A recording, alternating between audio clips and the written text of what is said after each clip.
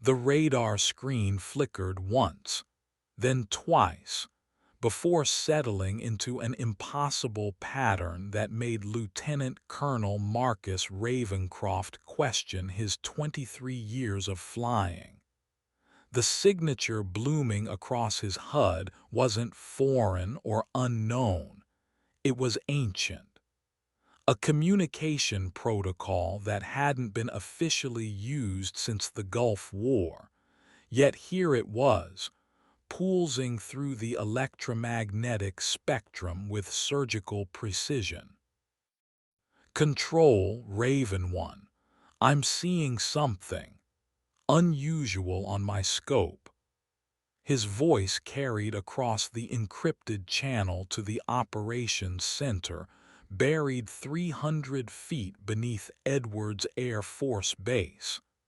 The F-35 Lightning II hummed around him, its stealth coating absorbing the desert sun as he banked toward the source of the anomaly. Below, the Mojave stretched endlessly, broken only by the geometric scars of runways and test facilities. But Ravencroft's attention remained locked on that pattern. 3 short bursts, 2 long, 1 short, repeating every 37 seconds. Someone down there was speaking a language that predated modern warfare, using methods that belonged in museums. Raven 1 Control, clarify unusual. Ravencroft hesitated. How do you explain seeing a ghost? Old school comms, control, pre-digital.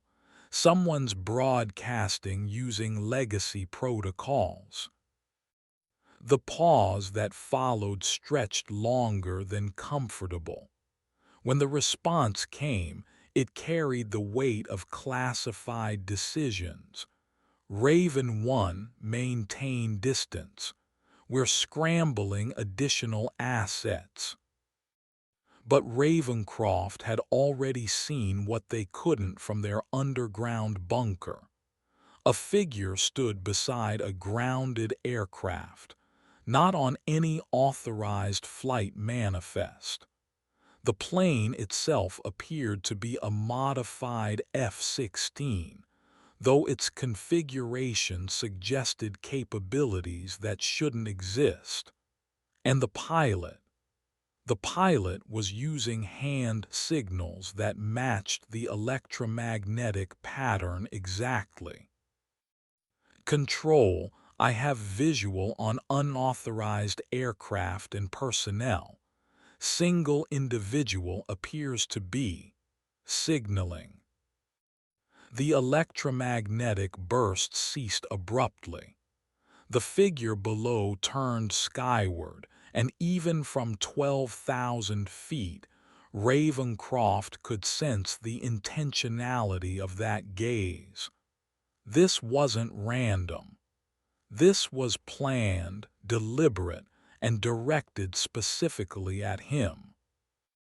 His targeting computer remained silent. No threat warnings, no weapons signatures. Just an impossible aircraft and a pilot who spoke in frequencies that belonged to another era. The figure raised one arm, fingers extended in a specific configuration that made Ravencroft's blood turn cold. That signal hadn't been used since Operation Desert Storm, and the only people who knew it were either dead, classified beyond his clearance level, or standing on unauthorized tarmac 30,000 feet below, waiting for him to remember why some secret stayed buried in sand and time. The desert held its breath as 2 pilots, separated by altitude and decades, began a conversation that would redefine everything the Air Force thought it knew about the wars they'd forgotten and the soldiers they'd left behind. Ravencroft checked his fuel gauge and made a decision that would either end his career or save his life. He began his descent toward the unauthorized landing strip, knowing that some mysteries demanded answers, regardless of clearance levels. The sun cast long shadows across the Mojave as two aircraft prepared to meet on terms that had been negotiated in a language older than stealth technology, spoken by pilots who understood that some battles never truly end. They just change frequencies and wait for the right person to remember how to listen. Captain Lydia Phoenix Thorne hadn't expected her carefully crafted signal pattern to work. 15 years after her official discharge, 12 years since her last authorized flight, she stood beside her modified Fighting Falcon and watched an F-35 Lightning II break protocol to investigate her transmission. The electromagnetic pulse sequence she'd broadcast represented months of preparation, reverse engineering communication protocols that most pilots had forgotten existed. She'd chosen this location carefully. Grid reference 847-29, a defunct test facility 40 miles east of Edwards Air Force Base. The coordinates appeared on no current navigational charts, erased from official records after the program that built it was terminated in 2009. But Phoenix remembered. She remembered everything about Project Lazarus, even the parts her commanding officers assumed she'd never understood. The F-35 maintained its descent pattern, its pilot either incredibly brave or catastrophically curious. Phoenix allowed herself a thin smile. Marcus Ravencroft, she'd done her homework. 23 years of service, exemplary record, no family members with clearance that might compromise him. Most importantly, he'd flown cover missions during Desert Storm, which meant he'd recognized the communication protocol she'd used. "Easy, Raven One," she whispered to the approaching aircraft. "I know this looks insane." Her modified F-16 represented 15 years of careful acquisition and underground engineering. The airframe itself had been purchased through legitimate military surplus channels, but the electronics, the weapons systems, and the modifications that made it capable of atmospheric flight patterns that violated several laws of physics, those had required different resources entirely. Phoenix adjusted the tablet computer mounted on her aircraft's wing.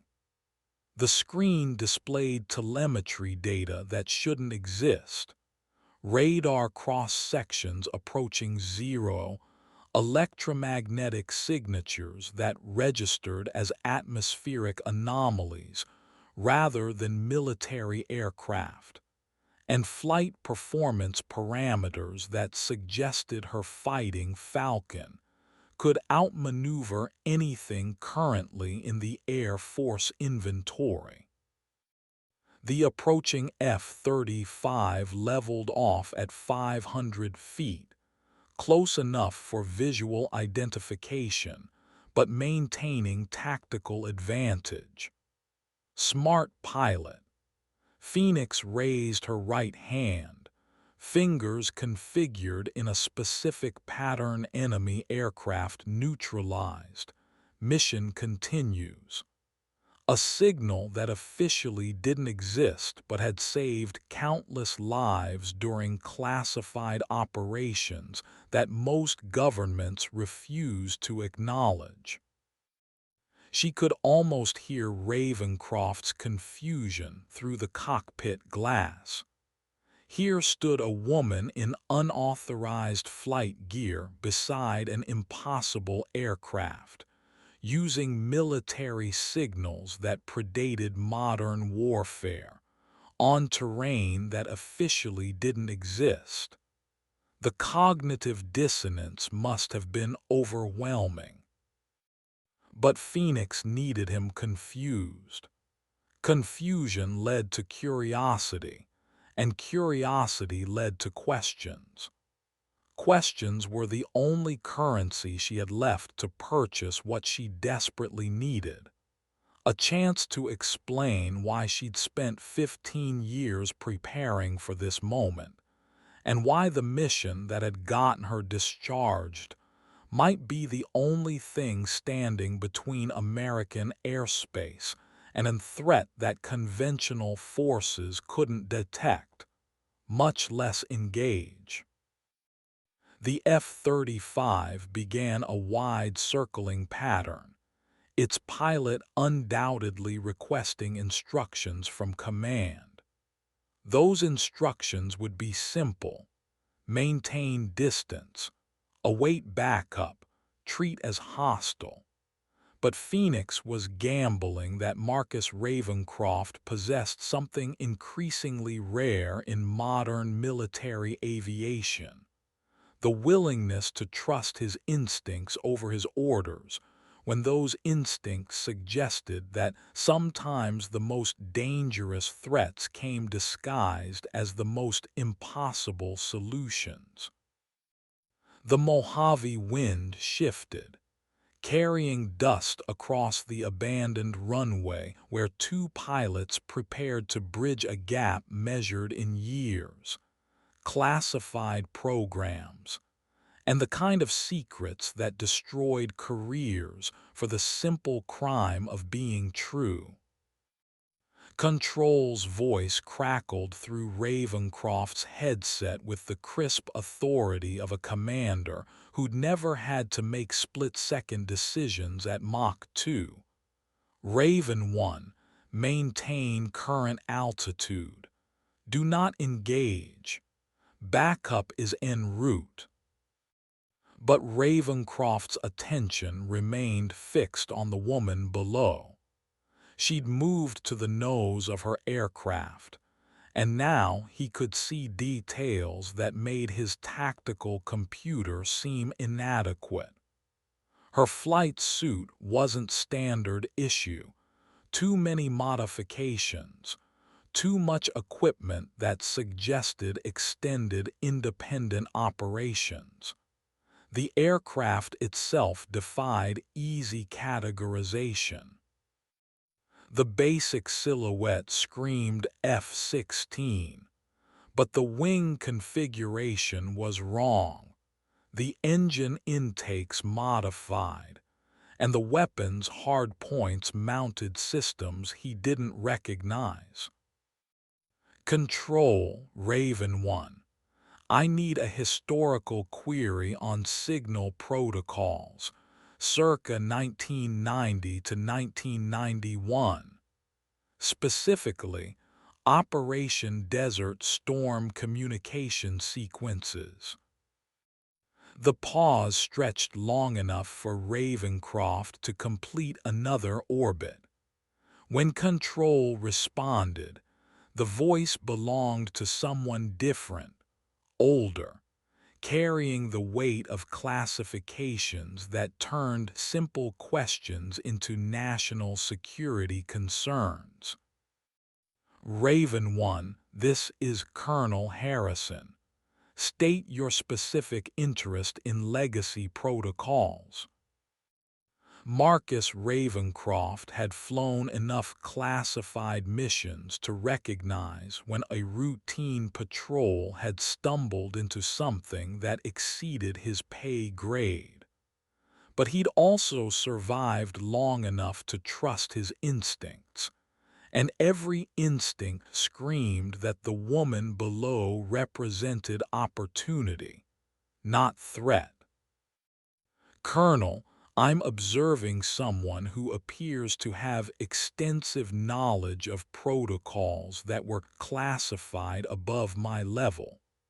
My assessment: this individual has legitimate military background and may possess information relevant to current operations."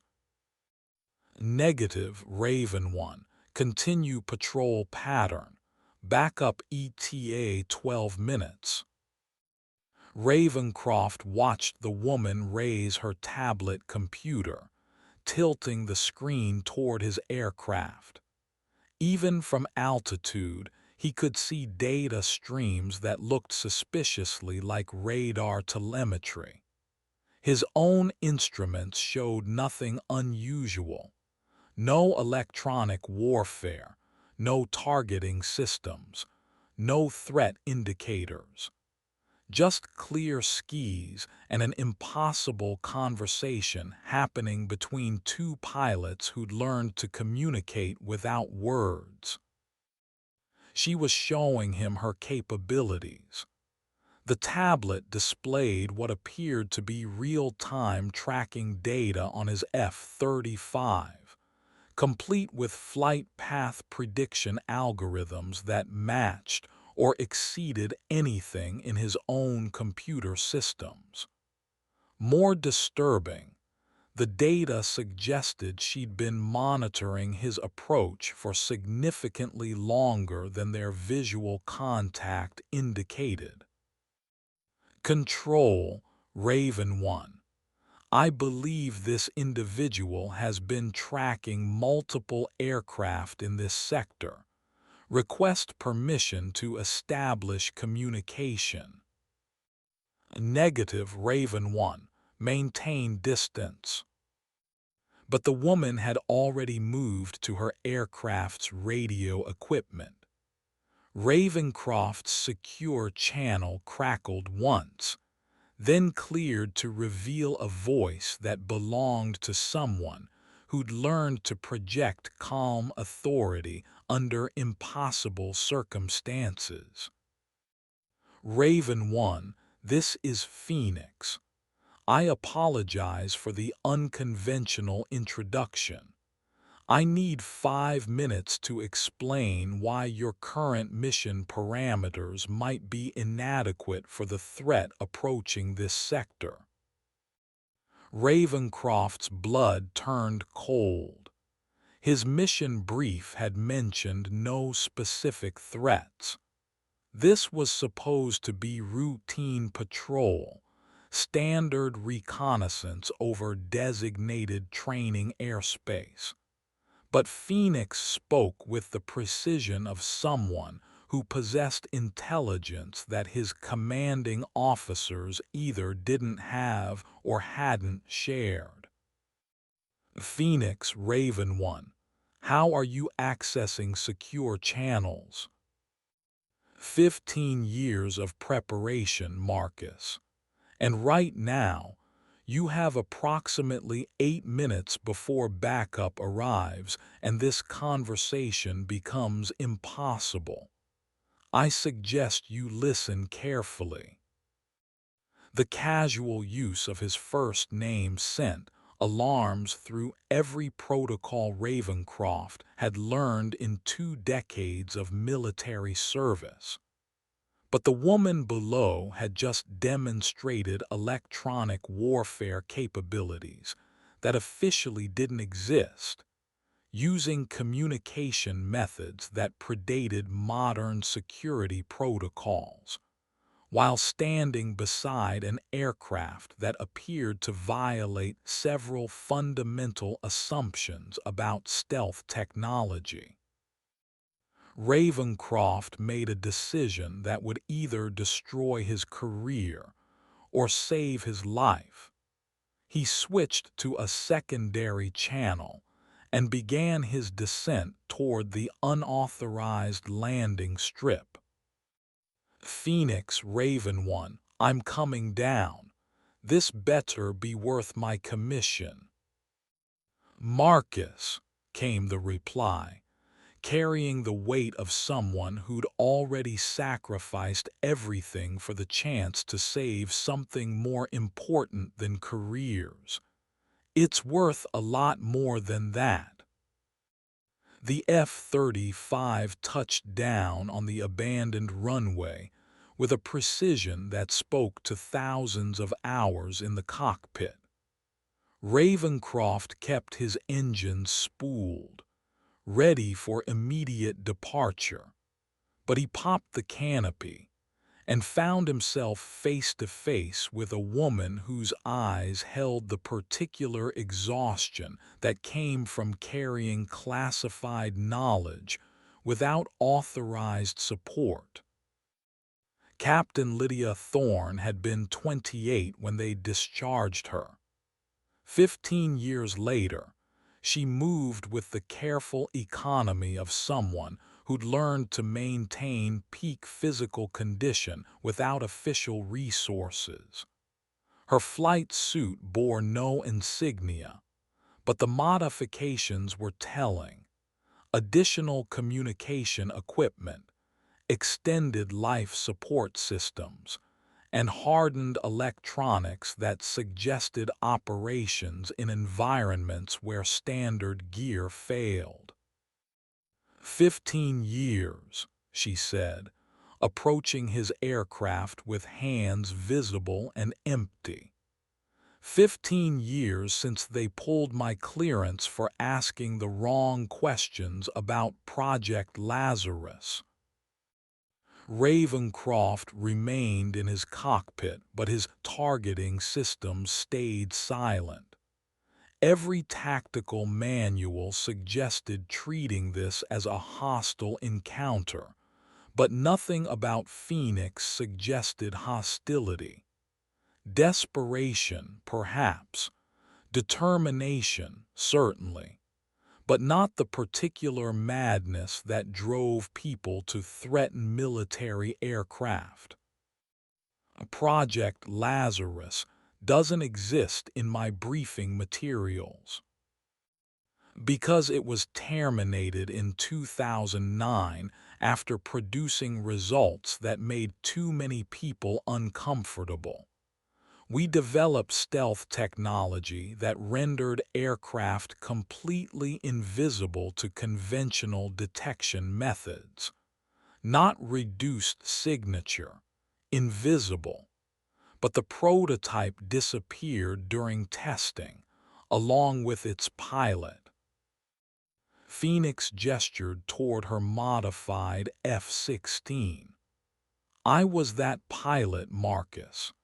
And I've spent 15 years learning why they were so eager to declare me dead rather than investigate what I discovered.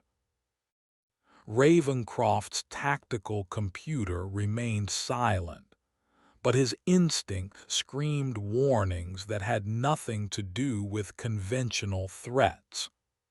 The woman below spoke with the precision of someone who'd rehearsed this conversation countless times, anticipating every question and preparing answers that sounded insane until you considered the evidence. The aircraft behind you, how is it possible? Reverse-engineered alien technology integrated with conventional aerospace engineering. Phoenix's voice carried no trace of the madness such a statement should require. We've been copying their stealth capabilities for decades, but Lazarus was the first program to successfully integrate their propulsion systems. That's impossible. Marcus, look at your instruments. Tell me what you see. Ravencroft glanced at his displays. His radar showed empty airspace. His thermal imaging detected no engine signatures from the F-16. His electromagnetic sensors registered atmospheric background noise. According to every detection system in his aircraft, Phoenix and her Fighting Falcon didn't exist. A signal interference. No, selective reality modification. The aircraft exists in normal space but maintains quantum entanglement with dimensional frequencies that your instruments can't process. It's here, but not here. Visible to human perception but invisible to electronic detection. The explanation sounded like science fiction, but Ravencroft couldn't argue with his sensor readings. Or rather, his complete lack of sensor readings from an aircraft he could clearly see 30 feet away. Why reveal this now?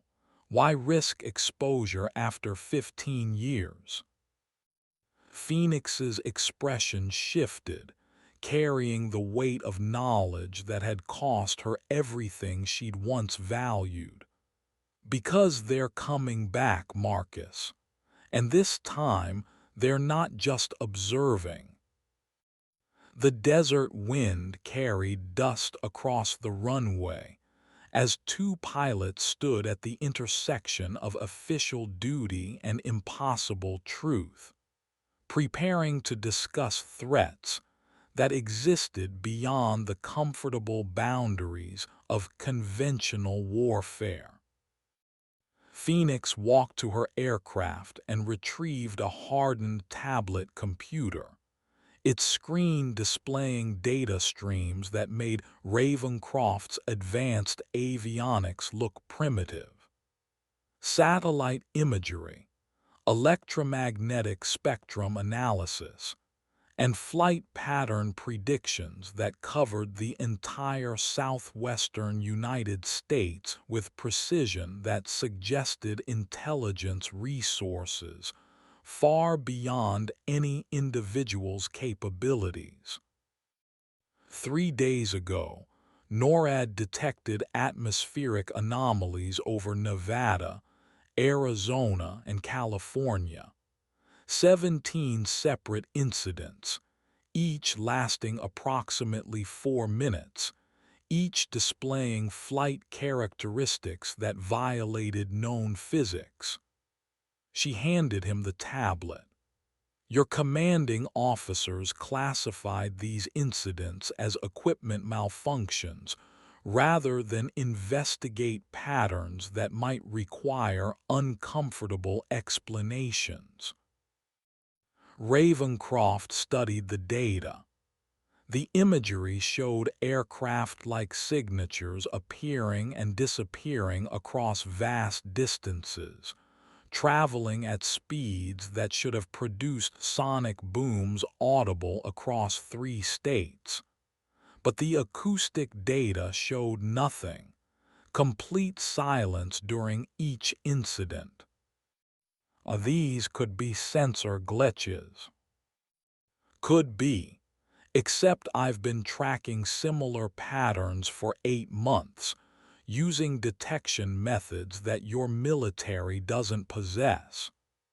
Phoenix retrieved a second device, this one displaying 3-dimensional trajectory analyses that seemed to anticipate the anomalies before they occurred. They're not random, Marcus. They're reconnaissance flights, mapping our defensive capabilities and identifying strategic targets. Who is they? Phoenix smiled, but the expression carried no humor. The same entities that provided the technology for Project Lazarus, the same ones who have been observing human aerospace development for 70 years, the same ones who decided that our recent advances have made us worth direct attention.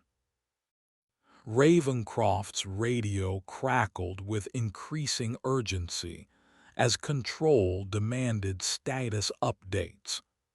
Backup aircraft were en route, along with ground teams that would terminate this conversation with extreme prejudice. But the data Phoenix had shared painted a picture of threats that conventional military response couldn't address. Assuming you're correct, why come to me? Why not approach official channels? Because official channels court-martialed me for reporting similar findings 15 years ago. Because the technology that could defend against these threats was classified beyond existence rather than developed for operational use. And because you, Marcus Ravencroft, are one of 12 pilots in the Air Force with the experience base and security clearance necessary to understand what I'm showing you. 12 pilots.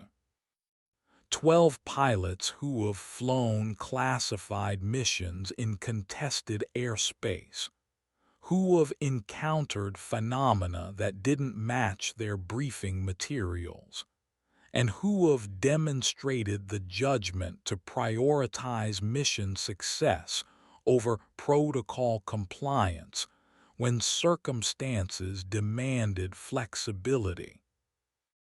Phoenix activated her tablet's most sensitive display, showing electromagnetic signatures that pulsed across the screen like living organisms. The patterns were complex, rhythmic, and undeniably artificial. They communicate using quantum entanglement rather than radio frequencies. They navigate using gravitational field manipulation rather than aerodynamic lift. And they've been studying our defensive capabilities for months in preparation for something that our current military structure cannot conceptualize, much less counter. And your aircraft can engage these entities.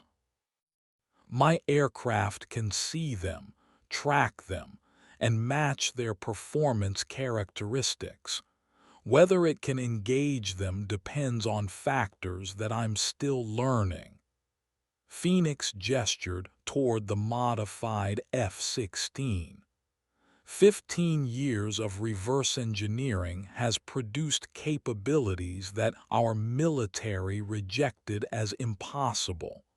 But impossible has become necessary, Marcus. Ravencroft heard the distant sound of approaching helicopters. His backup had arrived ahead of schedule. Decision time.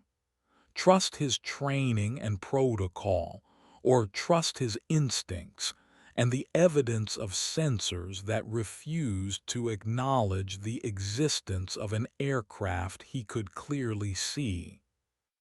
What do you need from me? Access to current threat assessments, real-time intelligence on anomalous activities, and authorization to operate in restricted airspace when these entities make their next move. I can't provide those things without official authorization. Phoenix smiled, and this time the expression held genuine warmth.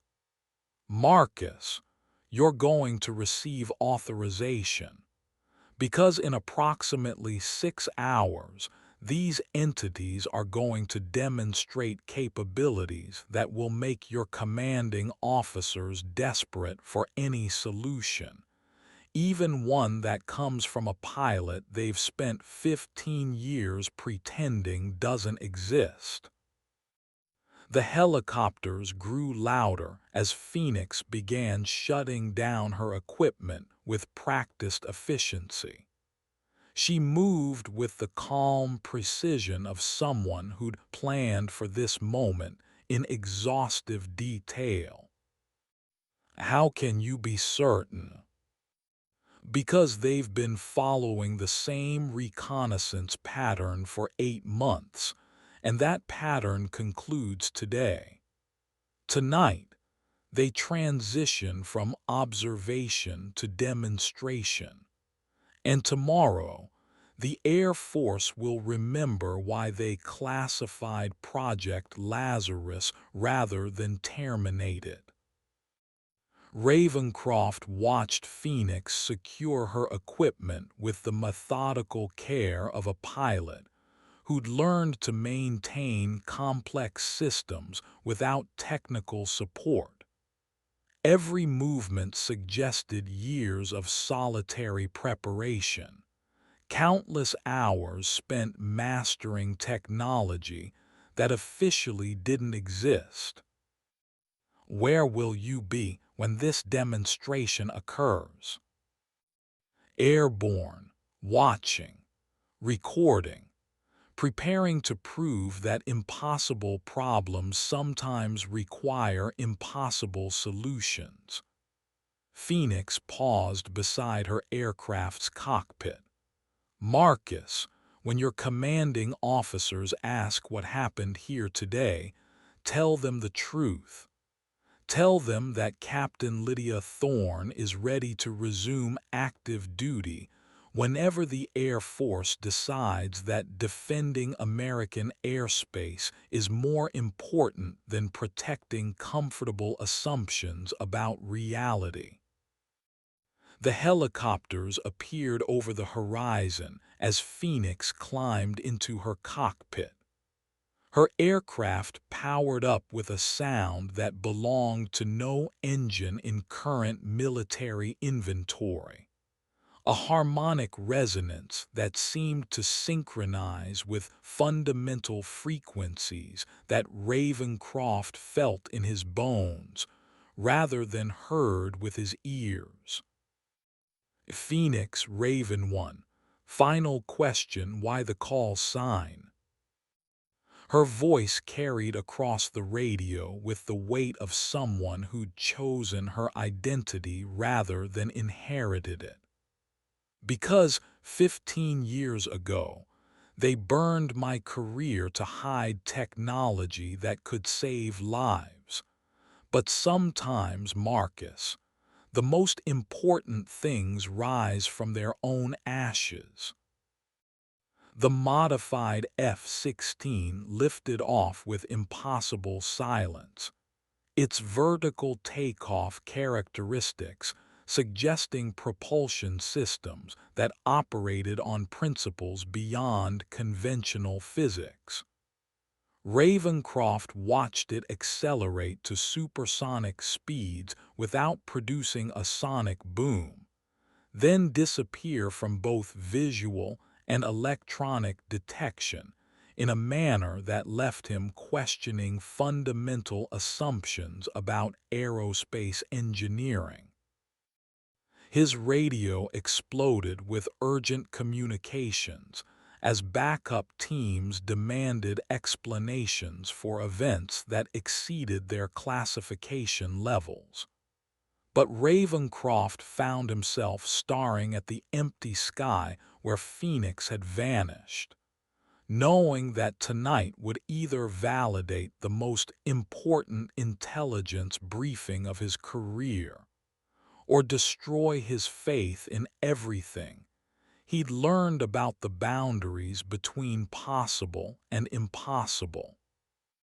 The sun set over the Mojave as Marcus Ravencroft prepared to explain the unexplainable to commanding officers, who preferred their mysteries to remain classified rather than solved. 6 hours later, Ravencroft sat in a debriefing room buried beneath Edwards Air Force Base, facing three colonels whose combined decades of military service had not prepared them for his report. The recording devices on the table captured every word, but he suspected that significant portions of his testimony would be classified beyond his own clearance level within hours. "Let me understand your report, Lieutenant Colonel," said Colonel Harrison, the same voice that had warned him away from unauthorized contact. "You encountered an individual claiming to be a discharged Air Force pilot operating modified aircraft using technology that our own research departments haven't developed." "That's correct, sir." "And this individual provided intelligence, suggesting imminent threats to American airspace using unconventional detection methods." "Yes, sir." Colonel Patricia Vance, Director of Aerospace Intelligence, leaned forward with the expression of someone who'd built a career on separating credible threats from elaborate deceptions. "The tactical implications of what you're describing would revolutionize military aviation. Why would a discharged pilot possess technology that our current programs haven't achieved?" Ravencroft had spent 6 hours preparing for this question. Captain Thorne indicated that Project Lazarus achieved breakthrough results before its termination. She claims to have spent 15 years reverse engineering and improving those capabilities. Project Lazarus was terminated due to insurmountable technical challenges and cost overruns. "With respect, Colonel, my sensor readings suggest otherwise. The aircraft I observed demonstrated performance characteristics that exceed our current capabilities by significant margins." Colonel James Mitchell, Operations Director, activated a wall display showing radar data from the past 24 hours. "Lieutenant Colonel, we've analyzed electromagnetic records from your patrol sector. Our instruments detected no aircraft other than your own F-35. Which supports Captain Thorne's claims about stealth technology advancement, sir." The room fell silent as three senior officers contemplated the implications. If Ravencroft was correct, their understanding of current aerospace technology was fundamentally inadequate. If he was wrong, their most experienced pilots were susceptible to elaborate deceptions that could compromise national security. Colonel Vance activated her tablet, displaying classified intelligence reports. "Lieutenant Colonel, in the interest of complete transparency, I'm going to share information that exceeds your current clearance level. Over the past 4 months, we've detected 17 atmospheric anomalies matching patterns that Captain Thorne described to you." Ravencroft felt his blood pressure spike. "You were already tracking these incidents." "We were tracking them, but our analysis concluded they represented sensor malfunctions rather than genuine threats. Captain Thorne's intelligence suggests we may have misjudged the situation. Colonel Harrison leaned back with the expression of a commander who'd realized that comfortable assumptions were becoming dangerous liabilities.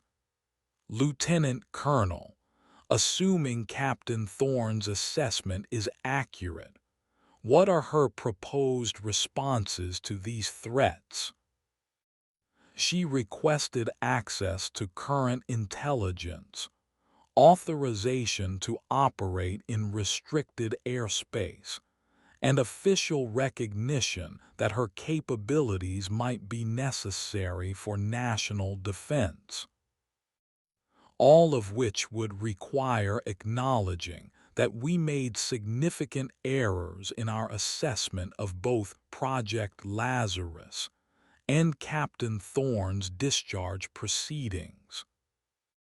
The debriefing room's atmosphere grew heavy with the weight of decisions that would either save careers or destroy them.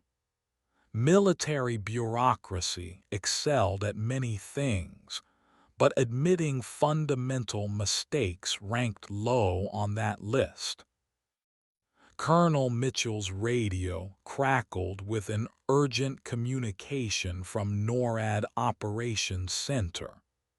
The conversation was brief, coded, and left him with an expression that suggested comfortable assumptions about reality were about to become expensive luxuries. Colonels, we have a situation developing over Nevada. Multiple atmospheric anomalies, flight characteristics matching Lieutenant Colonel Ravencroft's report, and performance parameters that exceed known aircraft capabilities. Colonel Vance activated the room's main display, showing real-time radar data from installations across the Southwest. The screen filled with contact signatures that appeared and disappeared at random intervals, traveling at speeds that should have been impossible while producing no acoustic signatures.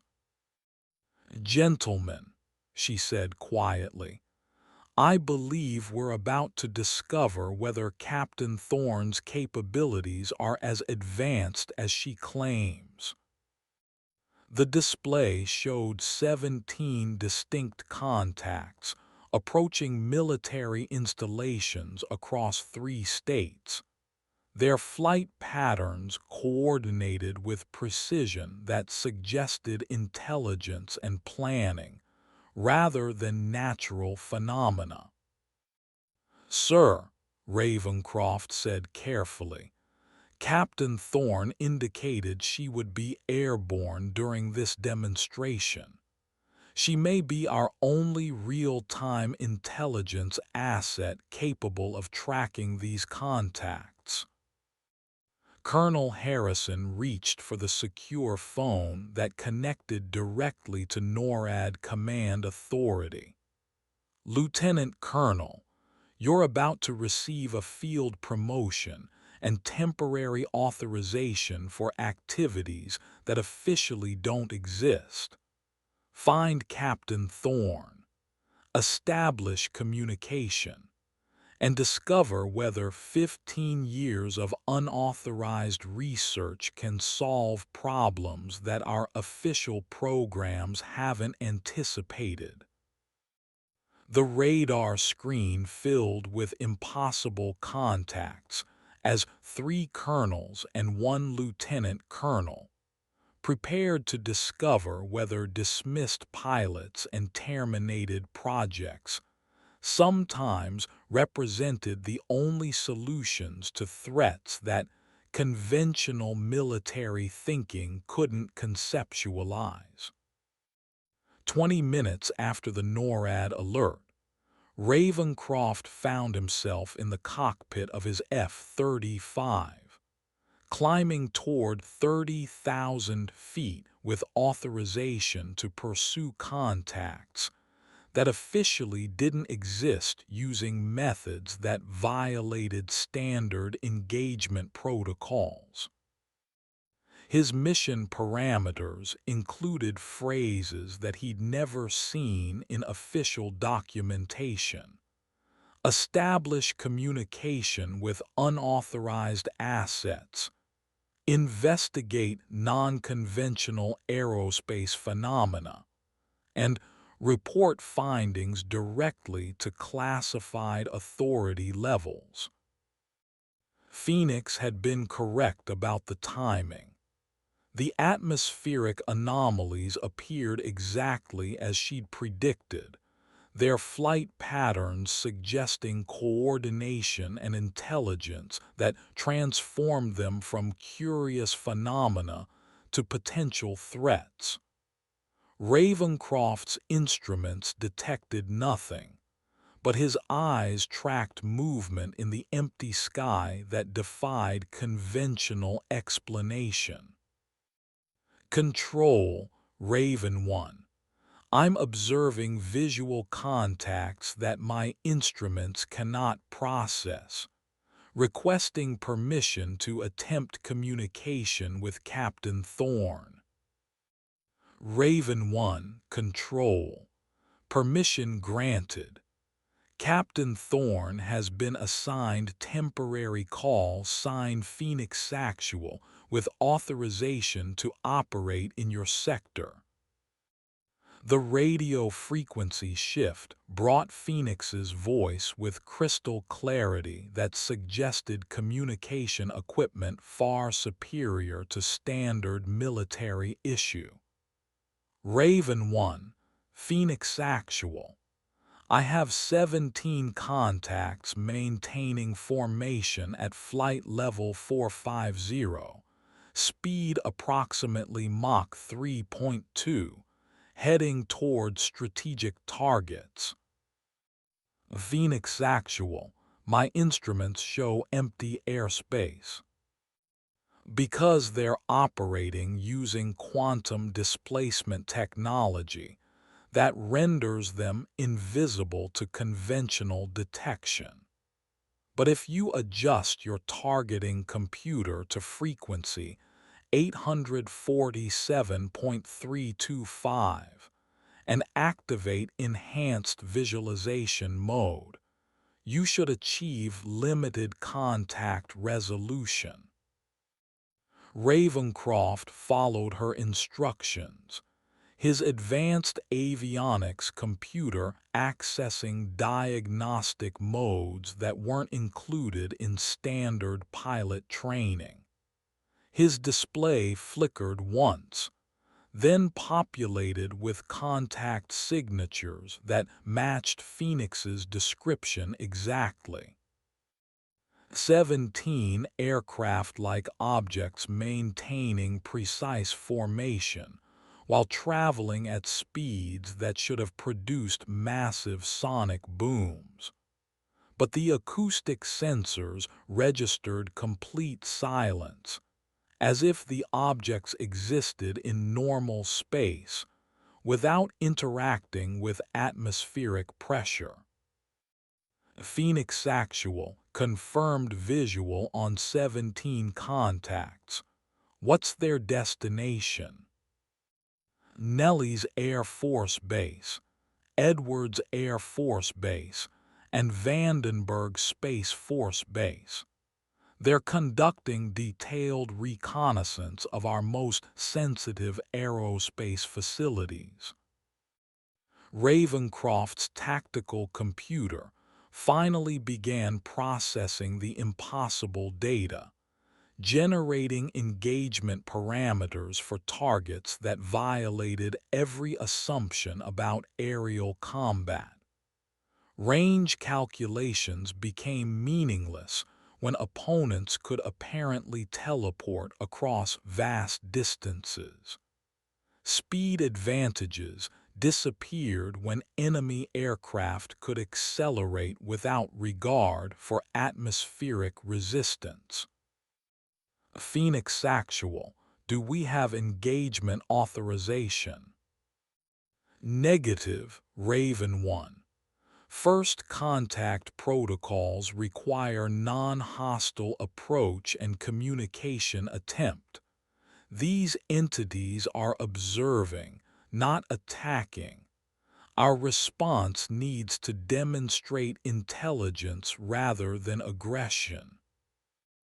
How do we communicate with aircraft that operate outside conventional physics? Very carefully. Phoenix's modified F-16 appeared on Ravencroft's display, somehow matching the impossible performance characteristics of the unknown contacts. Follow my lead. We're going to attempt something that's never been tried in official military aviation. Phoenix's aircraft accelerated toward the formation of unknown contacts with her usual impossible silence. Ravencroft followed, his F-35 struggling to maintain formation with aircraft operating under completely different physical principles. Phoenix Actual, what exactly are we attempting? Diplomatic first contact with entities that may possess technology thousands of years more advanced than ours.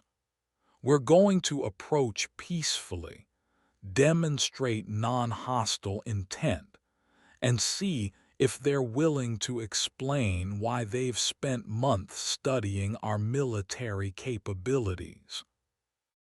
And if they interpret our approach as aggressive.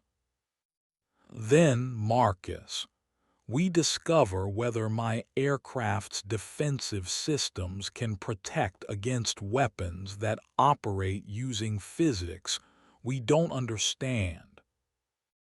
The 17 unknown contacts adjusted their formation as Phoenix and Ravencroft approached, their movement suggesting awareness and intelligence. Whatever controlled those aircraft possessed tactical thinking, sophisticated enough to recognize the approach of two military pilots attempting unprecedented communication.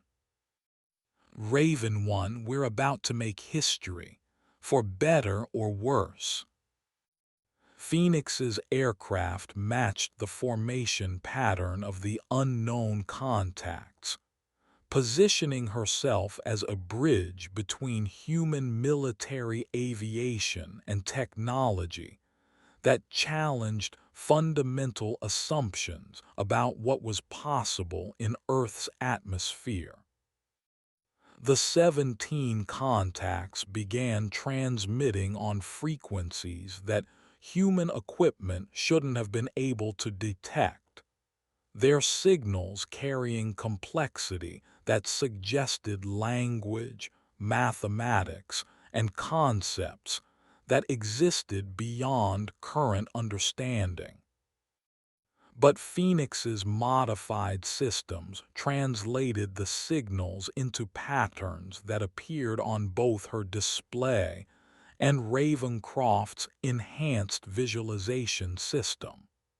The message was simple, direct, and changed everything about humanity's understanding of its place in the universe. We have been waiting for you to develop sufficient capability to understand this communication. Your species has reached technological advancement that requires direct contact. We are here to prevent mistakes that would endanger both our civilizations. Phoenix transmitted her response using the same quantum frequencies, her 15 years of research finally serving its intended purpose. We acknowledge your message and appreciate your patience with our development. We request formal communication to establish peaceful relations. Acknowledged. One of your kind will be selected for advanced briefing. The female pilot operating modified technology demonstrates acceptable advancement. She will accompany us for detailed discussion. Ravencroft watched in amazement as one of the 17 unknown aircraft separated from formation and approached Phoenix's F-16. The two aircraft maneuvered in perfect synchronization, their flight patterns suggesting communication through methods that transcended radio transmission. Phoenix Actual, are you receiving departure instructions? Affirmative, Raven 1. I'm being invited to participate in discussions that will determine how our species integrate new technology into existing military structure. Phoenix's voice carried the weight of someone who'd spent 15 years preparing for this exact moment. Marcus, when you report this contact, tell them that Captain Lydia Thorne was ready. Tell them that dismissed pilots and terminated projects sometimes represent the only solutions to problems that comfortable thinking can't solve. Phoenix's aircraft and the unknown contact began ascending toward flight levels that no human pilot had ever achieved. Ravencroft watched his instruments track two impossible aircraft climbing beyond the atmosphere while maintaining perfect formation. Phoenix Actual, estimated return time. Unknown, Raven 1. These discussions may require extended absence from normal operations. But Marcus, watch the skis. When I return, everything changes. The two aircraft disappeared from both visual and electronic detection, leaving Ravencroft alone at 30,000 feet with the impossible task of explaining to his commanding officers that first contact with advanced non-human intelligence had been achieved by a pilot they'd spent 15 years pretending didn't exist. His radio crackled with urgent demands for status reports as NORAD Operations Center tracked atmospheric anomalies that challenged every comfortable assumption about Earth's sovereign airspace. But Ravencroft found himself staring at empty sky where Phoenix had vanished, knowing that when she returned, the Air Force would face choices between admitting fundamental errors in judgment and embracing technologies that would revolutionize human understanding of flight, warfare, and humanity's place in a universe filled with intelligence far more advanced than their own. The remaining 16 unknown contacts completed their reconnaissance and departed Earth's atmosphere with the same impossible silence that had marked their arrival, leaving behind electromagnetic signatures that would occupy classified research programs for decades. 12 hours later, Debriefing rooms across the Pentagon buzzed with urgent meetings that would reshape American military aviation policy. Ravencroft's testimony had triggered emergency reviews of Project Lazarus, Captain Thorne's discharge proceedings, and fundamental assumptions about aerospace technology development.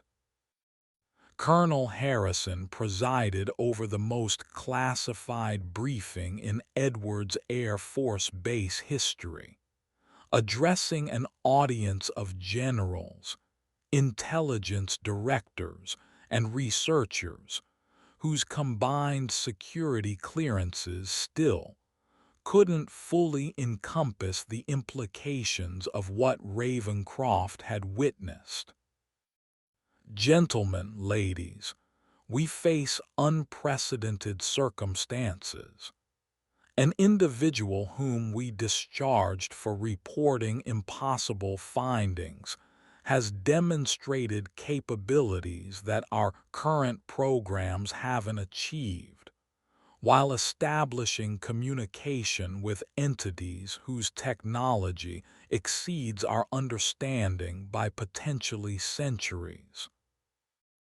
General Patricia Hawkins, Director of Air Force Research and Development, activated classified displays showing Project Lazarus documentation that had been sealed for 15 years. Our review of Captain Thorne's original reports indicates that her findings were dismissed not because they were inaccurate, but because they were too advanced for our existing technological framework to validate. In simple terms, added Colonel Vance, we discharged a pilot for being correct about things we weren't ready to understand. The briefing room filled with uncomfortable silence as senior officers contemplated the career-ending implications of such an admission. Military bureaucracy possessed many strengths, but acknowledging fundamental errors in judgment ranked low among them. General Robert Hayes, Pentagon liaison for advanced aerospace programs, leaned forward with the expression of someone who'd built a career on making impossible decisions. What's Captain Thorne's current status? Unknown, sir. She departed Earth's atmosphere in company with one of the unknown entities. Her return timeline remains unspecified, and her modified aircraft demonstrated performance characteristics that match these entities. According to Lieutenant Colonel Ravencroft's observations, yes, sir. Captain Thorne has spent 15 years reverse engineering technology that our official programs haven't developed. General Hayes activated his secure communication device, establishing direct connection with authority levels that existed beyond normal military hierarchy. The conversation was brief, coded, and concluded with directives that would either save careers or destroy the comfortable fiction that American aerospace supremacy remained unchallenged. Ladies and gentlemen, we are implementing Emergency Protocol 7 Alpha. All personnel involved in Project Lazarus review are granted temporary clearance upgrades. Captain Thorne will be reinstated with full military honors upon her return, and we are establishing Task Force Phoenix to integrate advanced propulsion technology into current defense systems. Colonel Mitchell raised the question that everyone had avoided asking. "Sir, what if Captain Thorne doesn't return?" Then we reverse engineer her technology from the data Lieutenant Colonel Ravencroft collected. But Colonel, based on her 15 years of independent research and successful first contact with advanced intelligence, I suspect Captain Thorne is exactly where she needs to be. The secure displays showed electromagnetic recordings from the contact event, their data streams suggesting technology so advanced that human scientists would require decades to understand basic operational principles. Our immediate priority is preparing for Captain Thorne's return with full support for technology integration that will maintain American aerospace superiority. Our secondary priority is acknowledging that dismissed personnel and terminated programs sometimes represent our most valuable